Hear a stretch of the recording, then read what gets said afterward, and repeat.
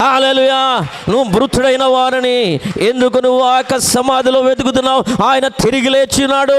ఆయన పునరుద్ధాన శక్తితో ఉన్నాడు. గొప్ప శబ్దంతో కేకలు వేయటం ప్రారంభించారు. చనిపోయిన వాడిని చూడటానికి ఎలాగెళ్తావు? చనిపోయిన వాడిని పరామర్శించడానికి ఎలాగెళ్తావు? చనిపోయిన భౌతిక కాయాన్ని చూడడానికి ఎలాగెళ్తావు అంటే నిశ్శబ్దంగా మౌనంగా దుఃఖంతో వెళ్తావు. నటన, నీకు దుఃఖం రాకపోయినా నటిస్తావు అంతే.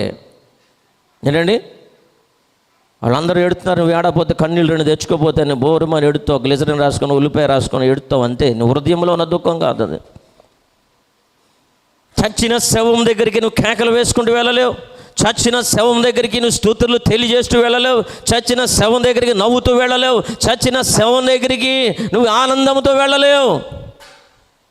కానీ ఈరోజు ఆయన మృతి చెందినవాడు కాదు, ఆయన తిరిగి లేచినటువంటి వాడు. ఆయన దగ్గరికి నువ్వు ఎలా వెళ్ళాలా? ఆయన దగ్గర ఎలా ఆయన ఆరాధించాలా? గొప్ప శబ్దముతో దేవుని ఆరాధించాలి.